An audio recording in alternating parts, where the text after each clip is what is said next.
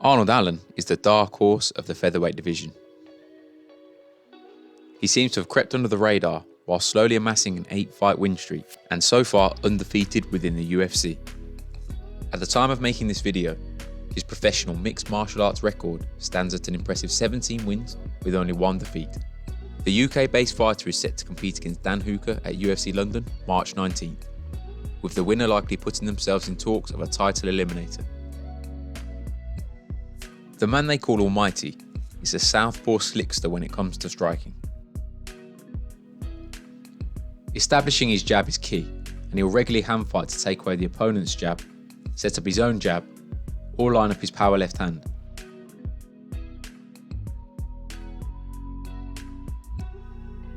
The southpaw vs orthodox lead foot battle is always prevalent, and Allen will often pivot off and away to his right to escape the oncoming flurries of his opponent. His positional understanding is of a high standard, and he will craftily line up his left hand with creeping footwork towards his right, steering opponents to his left, lining up backhand leads to both the head and body.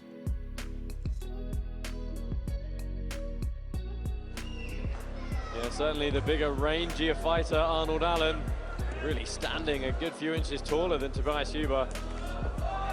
Nice straight left hand there. Arnold in the southpaw stance. Yeah, as I said, Arnold marries the right hook with the hand fighting in the jabs. By occupying the lead hand of the opponent, bringing it away from their face, there is always an opportunity to sneak a lead hook around the side. Adding in the lead uppercut adds another dynamic to this hand fighting battle, and he can use the right hook with the pivot to circle back to centre. He cycles through these techniques, keeping the attacks varied and his opponents guessing.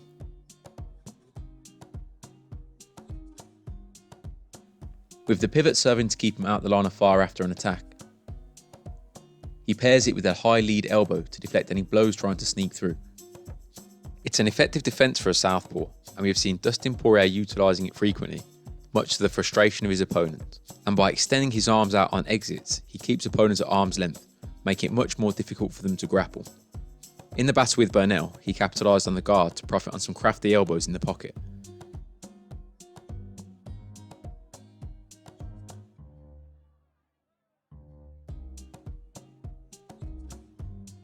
When someone overcommits on a strike and are out of position, that is the best time to attack.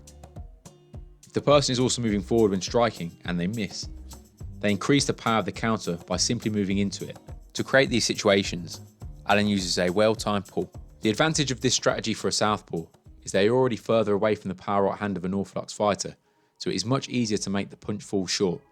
Powerful pound great kickboxer Giorgio Petrosian is a master of the southpaw pull counter.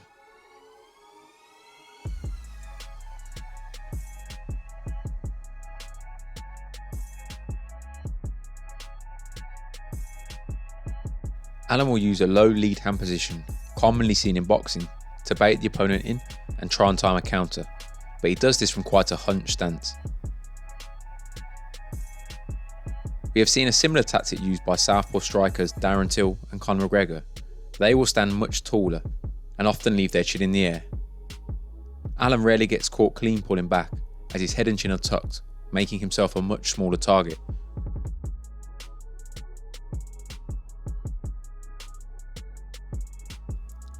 Allen's nimble footwork not only enables him to counterfight effectively, but it is very beneficial in defending takedowns. By being light on the feet, he remains more reactive, making sprawls easier, as well as keeping his back away from the fence, making it much more difficult for opponents to get their hands clasped together on a double leg. If a fighter can clasp his hands together, especially against the fence, they can elevate easier, picking the legs up off the floor. This is why you'll see fighters spread their weight, making their stance wide when against the cage, as it makes it much more difficult to pull their legs out from underneath them or elevate for a slam.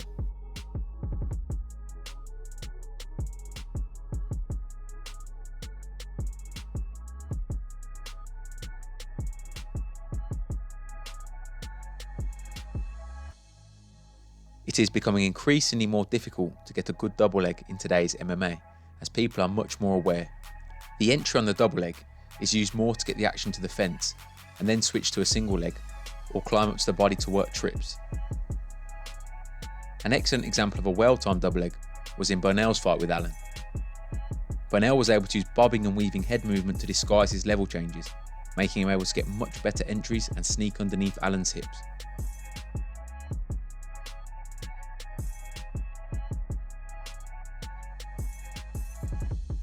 Arnold's grappling is equally slick and not to be underestimated considering he is more of a striker. Bullishly strong, he has a good hustle in the clinches, always looking to dig for underhooks and stop opponents dropping for his legs. He likes the outside trip from against the cage, and this has been his most successful method of grounding the fight on his terms.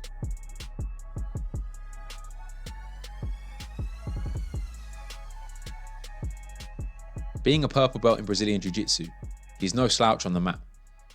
He'll have been there with great company during his stints at TriStar, and that experience has clearly made him savvy on the ground. He has demonstrated excellent awareness in the scrambles, such as his back and forth exchanges with Makwan Amakani. He managed to survive some precarious situations, escaping a dangerous darstroke attempt from Amakani. He pulled off some very pleasing reversals, such as the sweep off the Kimura. The bout ended with Arnold having a sunk-in rear naked choke after a beautiful back take, but he didn't have enough time on the clock to get the finish. His submissions are often very opportunistic. He has great chokes from the front headlock position. If the neck is there, he will attack it. His come from behind submission win over one of the best featherweights now outside of the UFC in Mads Burnell is easily one of his best wins to date. Allen is always a danger, right to the final bell. He has a tendency to come on strong at the end of a round. His fight with Yaotin Misa is the best example. He basically knocked Misa out at the last second, but the follow-up shots came after the buzzer as the ref was jumping in. You can't switch off with Allen. From the power and precision he has shown in his striking, like wobbling Yussuf with a head kick, a technique he likes to throw on the back of his left hand, which can catch opponents by surprise, to his ability to pull off a submission out of nowhere, like in his UFC debut against Alan Omer. He's not the perfect fighter, but he's a very, very good one, and he has a dog in him, willing to bite down on his gum shield and have a tear up if needed. A complete fighter with the ability to mix up all facets of MMA and doing whatever it takes to win. His bout with Hooker will hopefully put a bigger spotlight on Almighty, garnering him the respect he deserves. Win or lose, he has proven he deserves to mix it up with the best, and he's definitely a fighter worthy of a main event spot. Now, he just needs the eyes. Once again, thanks for watching. If you enjoyed the video, feel free to like, subscribe and share, and you can support the channel via Patreon, the link will be in the bio. Thanks from Pro Striking.